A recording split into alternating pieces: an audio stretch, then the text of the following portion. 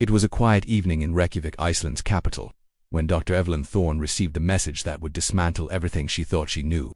The glow of her laptop lit up the dim study of her rental flat as the northern wind howled. Outside she was alone, save for the low hum of the radiator and the occasional crack of the frozen window settling. The email bore no sender, no subject, just a file titled 421 prime marker. She almost didn't open it. Most anonymous files were junk hoaxes, traps, or conspiracy bait, but this one was encrypted with military-grade security. She recognized the encryption. She had worked with similar systems back when she was consulting for the NATO Marine Survey Initiative. Curiosity got the better of her. The video inside showed footage from an underwater drone, time-stamped just 18 hours prior. The drone, an advanced model she recognized from a decommissioned U.S. black project, descended into the blackness of the Atlantic. As it passed through layers of sediment and bioluminescent plankton, Evelyn's breath caught. There were structures down there. Massive, symmetrical, clearly artificial. What looked like stone pylons rose from the ocean floor, each at precise 90-degree angles, connected by archways and winding causeways buried in coral. It was impossible but undeniable that the 2-minute mark, the camera panned toward a large, circular plaza. In its center, a bronze disc embedded in stone, etched with glyphs and geometric patterns. Just as the drone closed in, the screen cut to static. The last frame held for a split second. A single set of coordinates burned into the lower corner, 38.725 N, 28.328 W. The Azores Plateau. She stared in silence. That region was often dismissed as tectonically unstable, volcanic, unpredictable, geologically insignificant.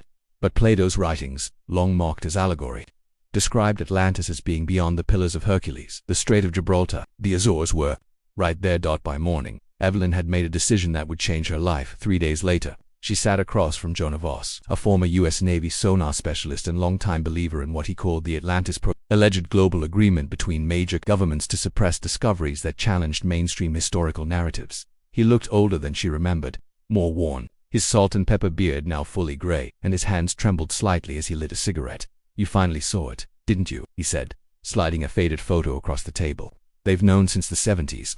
Evelyn looked down. It was the same plaza from the video, only this photo was dated 1973. She whispered, "Same way they always do. Naval recon, submarines mapping the ocean floor under cover of geological research. They found it. Then they buried it. Why send me the file? Because the protocol's breaking down. There are people in the system who want the truth out. Quiet descent. They fed it to you because you're the last person they'd suspect of chasing shadows." He leaned in. "You're going to finish what they tried to erase. You're going to go down there and bring back proof, not just of a city, of a cover-up bigger than Roswell, deeper than anything in the Vatican archives." Evelyn's heart pounded. She had always prided herself on her skepticism, her rationalism. She had publicly debunked Atlantis theories, alien myths, and hollow earth claims. But what she'd seen in that footage, what she was seeing in Jonah's eyes, was not madness, it was certainty. Their ship, the Narwhal, was docked under heavy fog, with only a skeleton crew, former naval engineers, rogue academics, and a financier known only by the codename Helios, who communicated via scrambled satellite uplinks.ml as they left port under the cover of night. Evelyn felt the full weight of what she was doing.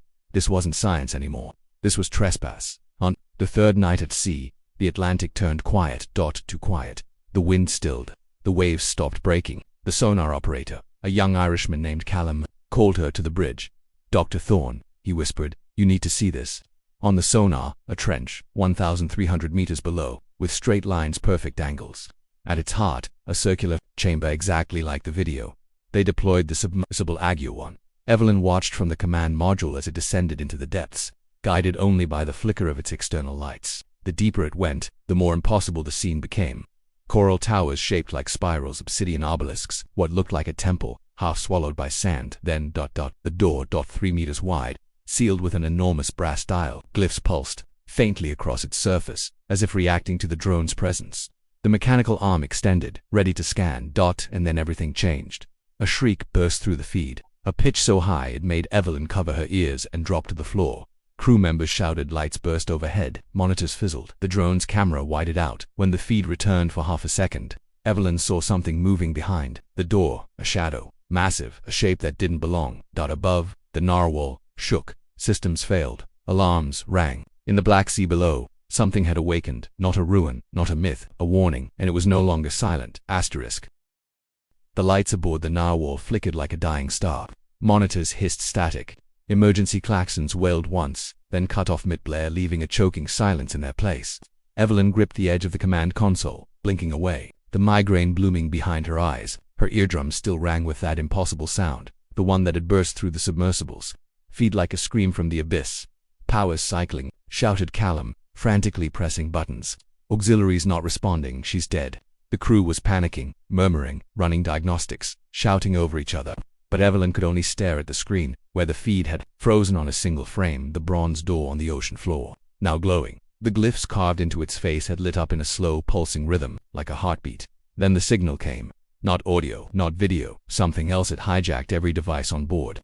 Becomes the radars, even the ship's backup drives. A black signal, a data stream that wasn't in any known language, composed of bursts, distortions, inverted pulses, but it was structured, intelligent, and intentional. Jonah Voss stood pale in the corner, jaw slack, whispering something over and over again. Evelyn moved closer. "What is it?" she asked. He looked up at her, eyes glassy. "It's the same pattern. 1973. Portugal's Navy picked up something identical in the same sector. They classified it as extraterrestrial linguistic anomaly. 7 buried it under NATO. This is it again." "Is it a transmission?" Evelyn asked, already pulling out her satellite tablet to record. Jonah shook his head. "No, not a transmission. A ping. They're not calling for help. They're checking to see who's listening." Suddenly, one of the crew collapsed. Then another .nosebleeds. One of the engineers began laughing hysterically, muttering phrases in a language no one recognized. Evelyn ran to help but stopped cold, his eyes fully dilated, pitch black. He screamed a final word before going. Limp Saruni, Cal. It meant nothing, yet it stirred something deep within her that night. Evelyn locked herself in her cabin, obsessing over the data.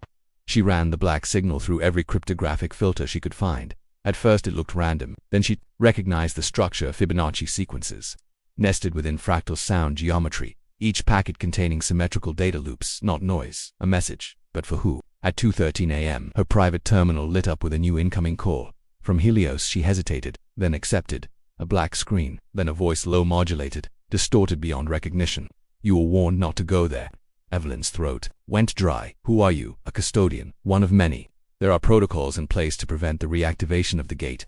She blinked. "Gate. The structure, it's not a ruin, it's a seal, put in place by an intelligence older than any nation, perhaps older than our species." Evelyn laughed nervously. "You're saying it's alien. Alien to us, but not from the stars. It came from beneath, long before Atlantis fell, before Suma, before ice consumed the north." She leaned in. "What happens if the gate opens?" Silence. The signal spreads, then the call ended. By morning, half the crew was incapacitated. The glyphs were now visible in the drone feed even though it hadn't been powered for hours. They were burning through the cameras themselves as if imprinting directly into the lenses. Callum approached Evelyn with a laptop, visibly shaking. Look what's happening." The signal had evolved. What was once a series of binary distortions had turned into blueprints, rotating schematics of impossible machines, structures, engines. Some resembled antennas. Others looked biological, like living circuitry. Each diagram labeled in the same indecipherable glyphic language. The deeper Evelyn went, the more patterns she recognized. One matched a layout of Stonehenge, another the Nazca lines, and one ... the human brainstem. These weren't random artifacts. They were replications. Jonah entered, pale as the dead. "We've seen them before, or echoes of them. Ancient myths, gods from the deep. Builders of cities that vanished, cultures that remembered too much." Evelyn stared at him. "You're saying every major ancient civilization was influenced by this same force?" Jonah nodded. "And every time they got close to waking it up, they were destroyed. Atlantis, the Library of Alexandria, Carthage. The protocol wasn't made to protect the secret, it was made to contain it." At that moment, a deep rumble shook the ship. "Subsurface quake," someone shouted. "Epicenter, directly beneath us." On the main screen, Aguan's feed flickered, back to life, just for a second. And that second was enough. The bronze door had opened. Beyond it, darkness that pulsed, not absence of light, something that consumed it. Shapes moved within, unformed, watching. And then, from inside the void, a structure emerged, not floating, not resting, rising metallic ribs, a tower crowned by a black orb, pulsing with glyphs, that reacted to every movement, every vibration. It was not technology in the way we understood it. It was alive above water. The crew screamed, the black signal spiked, the ship's hull groaned, the sky dimmed unnaturally, though it was only noon, and Evelyn knew, in that moment, that something irreversible had begun. Whatever this structure was, it was never meant to be found, and now, it wasn't asking for permission, it was coming back. Asterisk. The sea had changed. It wasn't just darker, it was thicker, heavier, as if the Atlantic itself had been pulled into mourning. The sky, despite it being midday, remained overcast with a hue that wasn't natural, a sickly shade between iron and ink on the narwhal. Silence had taken hold like a disease.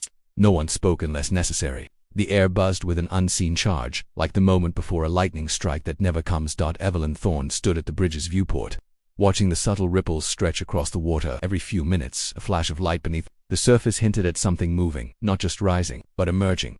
Jonah Voss approached her, his face gaunt and pale. "We're not alone out here." Evelyn didn't turn. "You've said that since day one." "No," he said. "I mean now." He handed her a thermal scan just received via the emergency sonar system. It wasn't from their own ship. It was intercepted, piggybacked from a nearby NATO reconnaissance drone that had gone silent hours earlier. On the scan, multiple signatures, not mechanical, biological, and massive. They were positioned in a perfect ring formation around the narwhal, stationary, waiting. "What are they?" Evelyn asked. Jonah hesitated. "They've been seen before. In 1987, during a failed French dive near the Azores, the crew reported eyes in the dark before vanishing. No wreckage was ever recovered. The ocean floor was scrubbed by NATO within 48 hours. They called them Sentinels." "Sentinels," Jonah nodded. "Guardians of the gate, or prisoners. No one knows which." Below, the drone feed from Aguan continued recording. The tower that had risen from beneath the bronze door now extended, almost 70 meters upward. It wasn't a building, it was a construct, like a living antenna composed of metal, stone, and organic material. Every 10 minutes, it would pulse, releasing a signal that jammed all electronics within 200 kilometers. The black signal had evolved again. Evelyn now noticed it mimicked language patterns, not human ones but simulations. The rhythm of whales, the song cycles of deep-sea cephalopods, the chirps of unknown aquatic species never catalogued. It was learning. She began compiling all glyphs into a single data repository, cross-referencing them with known ancient scripts: Sumerian, Linear, Aran Rongo, Egyptian, the Voynich manuscript. And then something terrifying happened. The glyphs began translating themselves. A single repeating phrase appeared in over 700 segments of the black signal. "We were buried. You were warned." Jonah paced nearby. "This isn't a broadcast. It's a countdown." "To what?" He stared at her with haunted eyes. "To awakening at 4:37 p.m. The first crew member vanished. Callum. One moment he was in the lower maintenance deck doing sonar recalibration. The next, only his headset and tools remained, scattered on the floor. No signs of struggle, no damage to the ship. Security footage corrupted. The camera caught a single glitch. 3 frames of pitch black, then a flash of his face staring directly into the lens. His pupils were glowing. They searched the ship for hours, but found nothing, and then came the sound, a low, harmonic tone, deep and resonant, like 1,000 cello strings vibrating underwater. It wasn't coming from the tower. It was inside the narwhal. Jonah burst into the control room. "It's mimicking our systems now. The signal has interfaced with our hardware. It's feeding itself through the hole like an infection." Evelyn asked. "No, like an invitation." The remaining crew wanted to leave, to retreat, to sever the mission, but the ship wouldn't move. Thrusters offline. Power grid scrambled. GPS now showed impossible readings. At one point, the coordinates placed them off the coast of Antarctica. A minute later, in the middle of the Pacific, time itself seemed to stretch unnaturally. The stars, when night fell, shifted, not in formation, in origin. Jonah whispered, "This place doesn't exist in our dimension anymore." That night, Evelyn had a dream. She was underwater, weightless, descending slowly. Surrounding her were black obelisks, etched with symbols that pulsed in sync with her heartbeat. A voice echoed, ancient and layered. "You are the last. The gate requires blood to open." She awoke, gasping, bleeding from her nose. Jonah was already at her door. "You felt it too, didn't you?" he asked. "It spoke to me." He nodded gravely. "It's choosing a vessel, one to carry the signal back to the surface world." Evelyn stared at him. "You think it's trying to possess someone?" "Not someone," he corrected. "Everyone. But it needs a conduit first. One mind to unlock the others." The pieces clicked into place. The signal wasn't a message. It was a seed. And the narwhal was the soil. At 3:12 a.m. The tower released its final pulse. The sea boiled for 3 seconds. A massive shape broke the surface, partially visible through the fog. It wasn't a ship. It wasn't a building. It was a construct being like an ark or an altar. Part metallic, part bone. Tentacles made of fiber optic strands danced across the surface, glowing with data. The black signal no longer needed transmission. It had become atmospheric. Every bird above the water began falling from the sky. Every compass spun like a top, and deep below, the Sentinels began to move. They weren't just guarding the gate. They were heralds. Evelyn and Jonah stood on deck as the tower pointed skyward and launched a beam of energy into the stratosphere. Satellites across the planet recorded the burst. Within 6 minutes, global networks began glitching. Random symbols appeared in codebases embedded within operating systems. The signal had left the sea. It had entered the cloud, and from there, it would spread.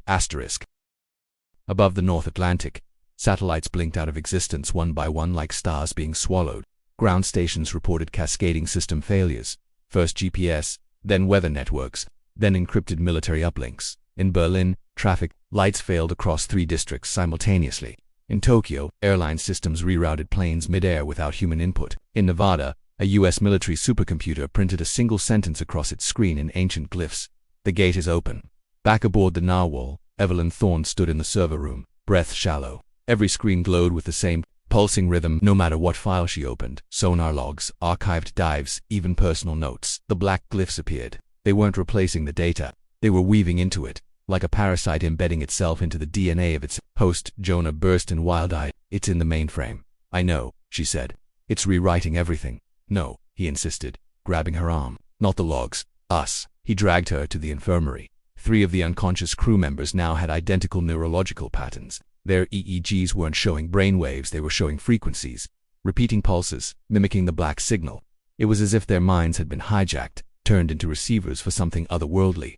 Jonah, Evelyn whispered, what if this was never about a city? He looked at her grimly. Because it wasn't the Atlantis Protocol. The phrase had sounded like conspiracy fiction, but now it was something much more tangible and terrifying. Jonah had begun to piece it together from fragments of declassified documents, whistleblower leaks, and unexplained disappearances over the decades. The original protocol, according to what he'd uncovered, wasn't drafted after a discovery. It was drafted before one. In 1945, during Operation Tabula Rasa, Allied forces allegedly recovered a cache of ancient scrolls from a salt cave beneath Alexandria. The scrolls described an ancient construct, a seed of thought, capable of influencing entire civilizations remotely. It had been buried after the fall of Atlantis, sealed with rituals lost to time, and protected by machines of flesh and code the same biological synthetic guardians Evelyn had seen underwater.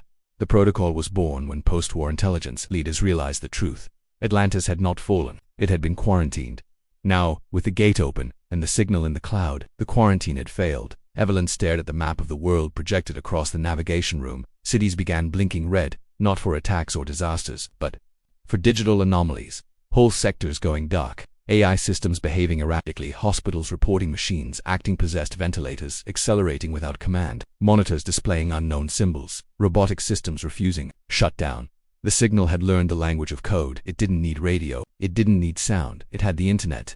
On deck, the sky shimmered with unnatural colors. Auroras bloomed far beyond the poles, drifting across the equator. Animals, birds, whales, even sharks began migrating toward the Azores Plateau, as if called, and they weren't alone. At 2:04 a.m., the Sentinels surfaced, vast, skeletal and towering, each one over 200 meters tall, semi-organic constructs, like statues carved from coral, bone, and obsidian, their bodies lined with flickering glyphs. They surrounded the narwhal in a perfect octagonal formation, not attacking. Waiting, Jonah murmured. They're not just guards, they're nodes, amplifiers. They're helping the signal breach the threshold. Threshold of what? Evelyn asked, though she already knew. Global consciousness. They reviewed the latest transmission from Helios, the mysterious benefactor funding their mission. But what came through wasn't a message, it was a warning. The signal isn't broadcasting, it's tuning. Humanity is the antenna. Our minds are the target medium. If it finishes syncing, the world will think in glyphs. No language, no resistance, just ... compliance. Evelyn's voice trembled. Then how do we stop it? You can't. You either sever the tower or you sever the mind it chose. What mind? Yours. Evelyn stared at the mirror. In her cabin later that night, her pupils had changed, barely perceptible, but inside them faint circuits shimmered. Glyphs reflected where irises should be. Her thoughts had become fragmented. Sometimes she thought in English. Sometimes in glyphs, the symbols she could now read. She was becoming the conduit. The signal had selected her. It had always been watching. Jonah proposed the unthinkable. We blow the tower. Use the reactor core in Agio 1. Rig it with explosives. Create a pressure shock, large enough to collapse the trench and bury the gate again. But it's not just down there anymore, Evelyn said. It's in the cloud, in satellites, in minds. Jonah looked down. Then it will be a delay, nothing more. A breathing space. A chance for humanity to prepare. But there was one problem. The signal was tied to Evelyn. If she remained on the ship, it would survive. It needed to be cut off at the cognitive root. You're saying I have to go with it, she said quietly. Jonah didn't answer. He didn't have to. On July 9, 2025, under the veil of a fog-choked dawn, Agio 1 began its final descent. Inside Evelyn Thorne, she wore a neural disruptor helmet designed to scramble thought patterns and sever connection to the signal. It wouldn't work for long, but long enough to die thinking in her own language. The tower loomed ahead, glowing alive. As Agya 1 approached, Evelyn activated the charge. 10 minutes until detonation. She opened a private transmission to Jonah. If we fail, the next wave won't be digital. It'll be biological. The glyphs rewrite more than code. He whispered back. Then we make sure it ends here. As the tower's glyphs flickered, the Sentinels turned their gaze toward the submersible. And the last thing Evelyn saw before she blacked out was a reflection of herself, etched in living metal, carved into the face of the tower, as if it had known her, long before she ever found it. Asterisk. Deep beneath the Atlantic, as the Agya 1 descended toward the glowing tower, the ocean itself felt suspended, as if reality had thinned, and time inside the trench moved differently. Evelyn floated in her seat, weightless in more than the sense she had accepted that she would die here. The neural disruptor strapped to her head was already failing, sparking faintly. The glyphs had begun to etch themselves into her vision. Not visually, but conceptually. She could think in them now. Every glyph was not a word, it was an idea, a command, a memory, a warning. Outside the window, the tower pulsed brighter. What had once appeared mechanical now looked more organic. Veins of glowing matter ran through its core like the circulatory system of a sleeping god. Evelyn realized the structure was not just alive, it was dreaming, and every pulse of the black signal was part of its slow reawakening. At 900 meters, she activated the countdown manually. 9 minutes. Jonah's voice came through faintly on the encrypted channel. Evelyn, the glyphs are spreading faster. Social networks are infected. Language models are breaking. Even voice assistants are speaking in broken phrases. If you can't detonate, I will, she said. You have 5 minutes to break the resonance field, or it'll survive the shock. She already knew that, because the tower had shown her it had begun hours earlier. Inside her mind, dreams stopped being dreams. They became downloads. Visions of cities from before the ice, shaped like spirals, illuminated by living glyphs. Beings who communicated in silence, transferring ideas and pulses of shared memory. They were not alien in appearance. In fact, they were painfully familiar. Their forms looked human, or rather, humans looked like them. The signal, the glyphs, the infection, it wasn't meant to harm. It was a recall sequence, a method of calling back descendants to the source humanity had not discovered. Atlantis had been calling us home, and now Evelyn understood the final glyph carved into the tower's surface, the one that reflected her own face. It meant anchor.